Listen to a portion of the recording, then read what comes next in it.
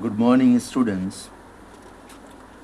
Last class में हम लोग क्लास 10 चैप्टर 1 फादर्स हेल्प का यूनिट 1 को कंप्लीट किए थे। आज के क्लास में हम लोग यूनिट 2 शुरू करेंगे। जिस तरीके से लास्ट क्लास में पहले मैं इंग्लिश में कंप्लीट करने के बाद हिंदी में ट्रांसलेशन कंप्लीट किया था, उसके बाद फिर मैं लास्ट में बंगाली में ट्रांसलेशन कंप्लीट करूँगा। যেভাবে লাস্ট ক্লাসে প্রথম আমরা ইংলিশে কমপ্লিট করার পর তার ব্যাখ্যাটি হিন্দিতে করেছিলাম এবং আজকেও ঠিক সেইভাবে প্রথমে আমি ইংলিশটা কমপ্লিট করে তার ব্যাখ্যাটা হিন্দিতে কমপ্লিট করব, দেন তারপরে বাংলাটা ট্রান্সলেশনটা কমপ্লিট করে নেব। Let's start. Unit 2. Swami hoped that with this his father would be made to see why he must avoid school for the day. स्वामी ये चाह रहा था कि उसके पापा ये जाने कि वो आज स्कूल क्यों नहीं जाना चाह रहा था, क्यों अवॉइड कर रहा था। But father's behavior took an unexpected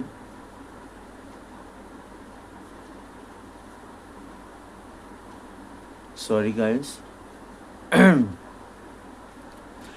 But father's behavior took an unexpected turn. But उसके पापा का behavior इस तरीके से चेंज हुआ, वो एक्सेप्ट ही नहीं कर पा रहा था। He proposed to send a letter with Swami to the headmaster. उसके पापा ने एक लेटर कंपोज किया हेडमास्टर के लिए। No amount of protest from Swami would make him change his mind. यानी स्वामी का कोई भी प्रोटेस्ट उसके पापा के माइंड को चेंज नहीं कर पाया। By the time Swami was ready to leave for school, उस वक्त स्वामी स्कूल जाने के लिए रेडी हो रहा था। Father had a composed long letter to the headmaster. उसके पापा ने एक काफ़ी बड़ी लेटर हेडमास्टर के लिए तैयार किया। He put it in an envelope and sealed it. उसने एनवेलप में डाला और लेटर को सील कर दिया।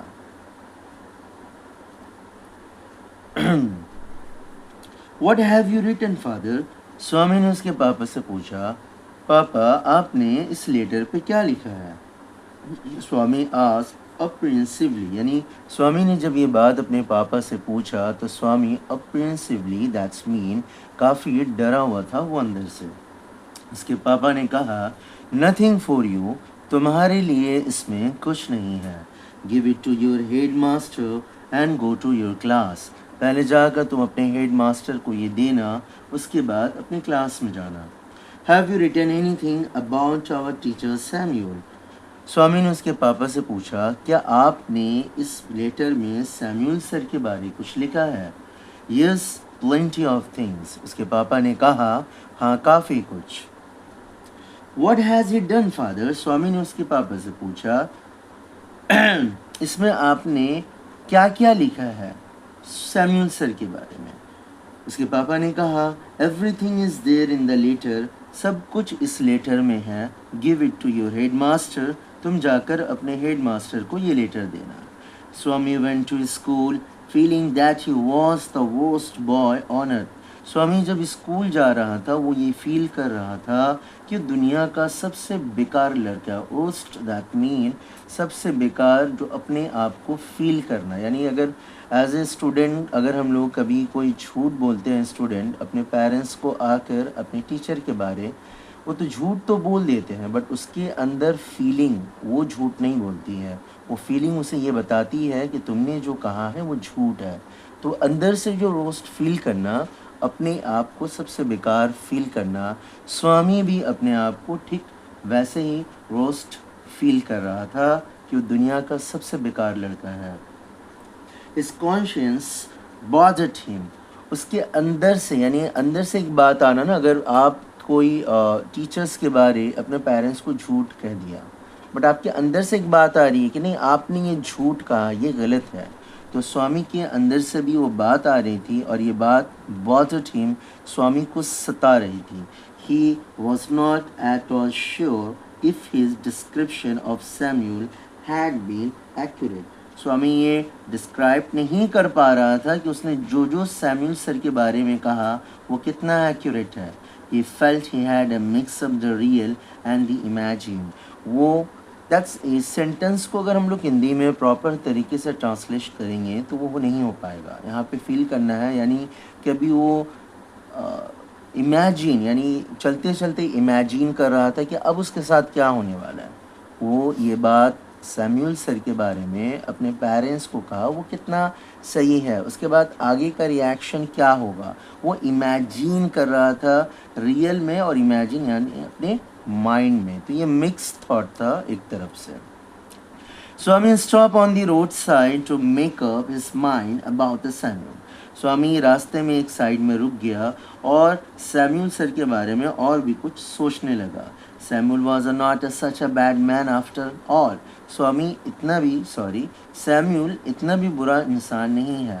Personally he was much more friendly than the other teachers. Samuel sir दूसरे सर से काफ़ी फ्रेंडली है. Swami also felt Samuel had a special regard for him. Swami अपने दिल में सैम्यूल सर के बारे में काफ़ी इज्जत, काफ़ी बेहतर, काफ़ी रेस्पेक्टेड जोन के तरीके से उस वक्त अपने दिल में वो सोच रहा था. Swami's head was a dizzy with confusion. Swami इतना ज़्यादा सोच में गिर गया था. डिजी यानी जब इंसान काफ़ी ज़्यादा सोचता है एक चीज़ को लेकर, वैसे सिचुएशन को डिजी क्रिएट किया जाता है कि माइंड में काफ़ी कुछ चलना. He could not decide if Samuel really deserved the allegation made against him in the letter. स्वामी ये डिसाइड नहीं कर पा रहा था लेटर में जो एलिगेशन है वो स्वामी सर के लिए क्या सच में यानी सैम्यूल सर सच में ये या डिजर्व करते हैं ये एलिगेशन का. तो ये बात स्वामी बार बार सोच रहा था. The more that thought of Samuel, वो जितना ज़्यादा सैम्यूल के बारे सोच रहा था, the more Swami cried for him.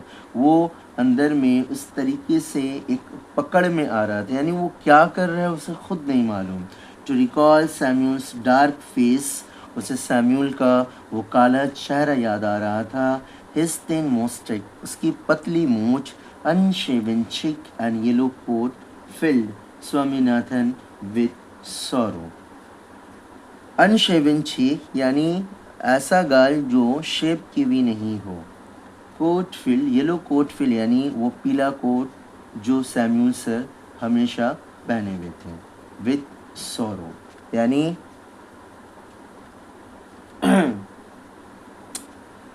एक अंदर से जब किसी के लिए गिल्ट फील होता है काफ़ी ज़्यादा, यानी वो जो किया वो सच में सही था या उसे वो नहीं करना था. दिस सिचुएशन इज स्वामी के दिल पे चल रहा था ऐसे कंडीशन में. देन वर्ड नेस्ट का क्या काम है वो मैं बताऊंगा. अभी आप लोगों का हिंदी में ट्रांसलेशन हो गया है. अब बंगाली पार्ट्स जो मैं शुरू करने वाला हूँ फॉर बंगाली स्टूडेंट्स के लिए. Unit 2. Swami hope that with this his father would be made to see why he must avoid school for the day. স্বামী এটা চাইছিল যে তার বাবা জানতে পারে সে কেন আজ স্কুল যেতে চাইছে না. But father's behaviour took an unexpected turn. তার পাপার ব্যবহারটা এরকমভাবে চেঞ্জ হলো যে স্বামী কোনোদিন অ্যাকসেপ্টই করতে পারেনি. এটা আনএক্সপেক্টেড টার্ন মানে হঠাৎ করে অনেক কিছু চেঞ্জ হয়ে যাওয়া. স্বামী হয়তো এটা চাইছিল সে কোনোভাবে নিজের ট্যাকটিক্সটা চেঞ্জ করে নিজের বাবাকে বলবে, আর হয়তো তার বাবা তাকে এটা বলে দেবে ঠিক আছে আজকে তোমাকে স্কুলে যেতে হবে না. বাট এটা আনএক্সপেক্টেড টার্ন ক্রিয়েট হলো, মানে এরকমভাবে চেঞ্জ হলো যে হয়তো ও কোনোদিন অ্যাকসেপ্টই করতে পারেনি. হি propose to send a letter with স্বামী টু হেডমাস্টার. তার বাবা চাইছিল যে একটা লেটার হেডমাস্টারকে পাঠানো হোক স্বামী দ্বারা. No amount of protest from Swami would make him change his mind. স্বামীর অতটা চেষ্টা তার বাবার মাইন্ডকে কোনো পক্ষেই চেঞ্জ করতে আর পারল না।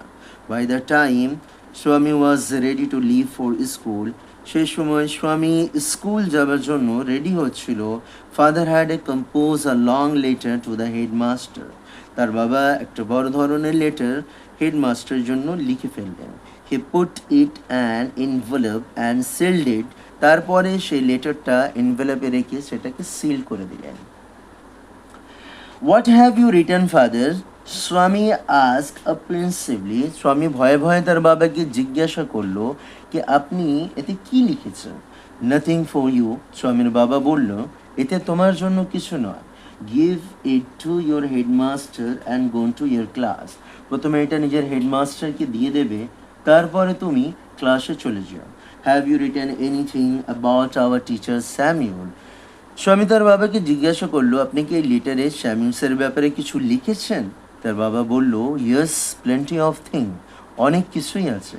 What has he done father? Samuel sir কী করেছেন? Everything is there in a letter. তার বাবা বলল, যা কিছু আছে সমস্ত কথা এই লেটারে লেখা আছে। Give it to your headmaster.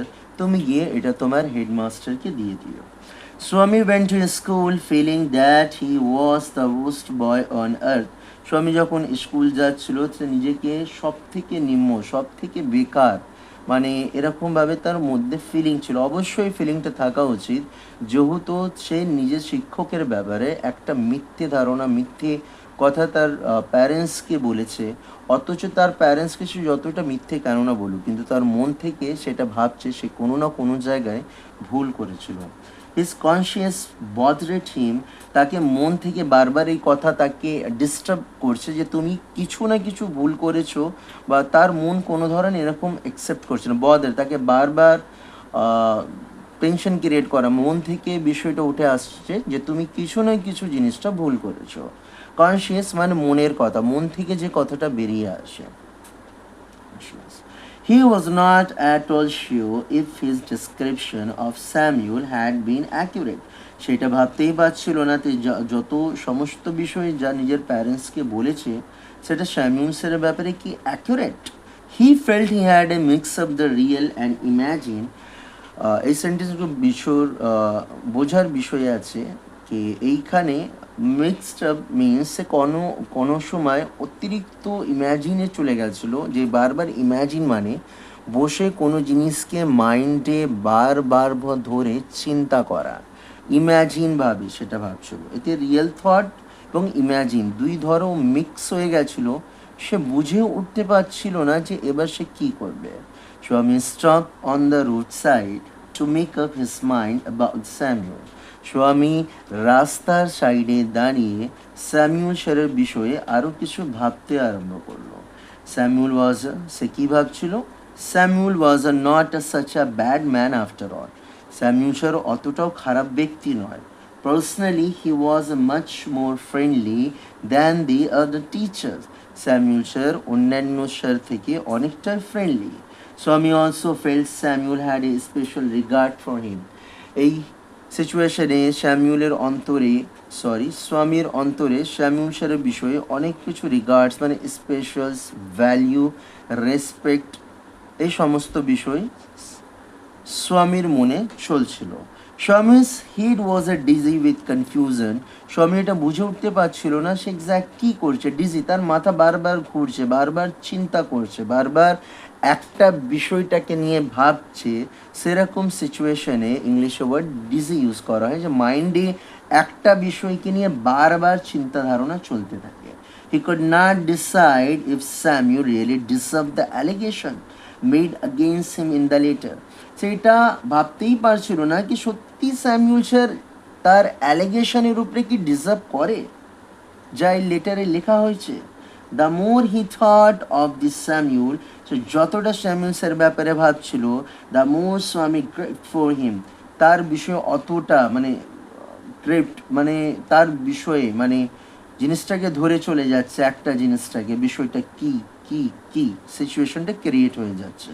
Two recall, একটা জিনিস মনে রাখবে, যখন আমরা কোনো ব্যক্তির ব্যাপারে বারবার জিনিসটা চিন্তা ধারণা করি, তার ইম্যাজিন, তার ফেস, তার ব্যবহারটা আমাদের মাইন্ডে সেটা সিচুয়েশন ক্রিয়েট হতে থাকে। টু রিকল ঠিক সেরকমভাবে স্বামীরও স্যামুয়েলসের ব্যাপারে চিন্তা ধারণা অনেকটা বেশি গড়ে চলেছিল, তাই ওনার রিকল স্যামুয়েলস ডার্ক ফেস। স্বামীকে মনে হচ্ছিল, তার মাইন্ডে আসছিল স্যামুয়েলসের সে কালো মুখ, হিজ থিন মোস্টেক, তার পাতলা মুছ, আনশেভেন চিক, তার বিনা শেভ করা গাল, অ্যান্ড ইয়েলো কোট যেটা স্যামুয়েল স্যার সবসময় পরে থাকতেন। Feel Swaminathan with sorrow. এটা হয়তো অনেক সময় দেখবে কোনো ব্যক্তির ব্যাপারে যখন আমরা তাকে একটা মিথ্যে অ্যালিগেশনে ফাঁসিয়ে দিই, বা হয়তো কোনো স্টুডেন্ট তার বাড়িতে এসে টিচারের ব্যাপারে কিছু বললো যে টিচার আমাকে অমুক ভুলে কিছুই আমি করিনি, আমাকে মেরেছে, আমাকে স্কুল করেছে। আমরা তো সেই সময় টিচার্সের ব্যাপারে জিনিসটা বলে দিই, কিন্তু পরে আমাদের মনে সেই জিনিসটা চলতে থাকে, এতটা চলে যে আমরা সত্যি, এখানে একটা ওয়ার্ড দেখবে, এইখানে কনসিয়েন্স ইউজ হয়েছে, বারবার মন থেকে কথাটা বেরিয়ে আসা যে আমি যে জিনিসটা করেছি সেটা কি সত্যি ঠিক কি ভুল। ঠিক সেরকম সিচুয়েশনও স্বামীর সাথে ক্রিয়েট হয়েছিল। সে বুঝে উঠতে পারছিল না যে লেটার দেবার পর এক্স্যাক্ট স্যামুয়েল স্যার, হেডমাস্টার এবং তার বাবা তিনজনের মধ্যে কি ক্রিয়েট হবে। আর তার সে সিচুয়েশনটা এতটা গভীরভাবে করে চলেছিল মাইন্ডের মধ্যে, তাই স্বামীকে বারবার স্যামুয়েল স্যারের ইম্যাজিন ফেস, ওনার মোস্টেক এবং ওনার সেই কোটের বিষয়টা বারবার মনে আসছিল। যাই হোক, লেসন্স আমরা ইউনিট দেখে নিই। 1 সেকেন্ড। বিষয়টা যখন আমরা ইউনিট 3টা কমপ্লিট করব, তখন এক্স্যাক্ট পুরো বিষয়টা বুঝতে পারবো আমরা কি লেসন্স পেলাম। तो यूनिट 3 तुम्हारे जन्य कल की चले आसছে। एंड जो Hindi medium and English medium के स्टूडेंट हैं, आप लोगों को यही लेसन्स मिली है कि अगर हम लोग किसी के बारे में कोई गलत एलिगेशन देते हैं, एग्जैक्ट वो पर्सन सही है, और फिर भी जा कर के हम लोग एक एलिगेशन देते हैं कि उसने मेरे साथ कुछ गलत किया, जो यहाँ पे हुआ है, ठीक उस तरीके से उसका बार बार फेस याद आना, उसका बिहेवियर याद आना, और एग्जैक्ट दिल पे ये बात सोचना कि मैं जो क्या हूँ किसी को गलत एलिगेशन देकर, वो सही है या गलत है। ठीक उस तरीके से स्वामी भी इतना ज़्यादा ग्रिफ्ट हो चुका था सैमुअल सर को लेकर कि उसे बार बार सैमुअल सर का डार्क फेस, काला चेहरा, हिज थिन मोस्टेक, उसकी पतली मूछ, अनशेवन चिक और बिना शेप हुई गाल, बार बार ये चीज़ें उसे याद आ रही थी, क्योंकि स्वामी ने कहीं ना कहीं एक गलत एलिगेशन किया था। देन नेक्स्ट यूनिट 3 जो हम लोग शुरू करेंगे वो कल की क्लास में। आज के लिए इतना ही, एंड कल जब यूनिट 3 कंप्लीट होगा तो फिर आप लोगों का क्वेश्चन आंसर सेशन हम लोग शुरू करेंगे। Best of luck, take care. फिर कल यूनिट 3 की क्लास में मुलाकात होती है।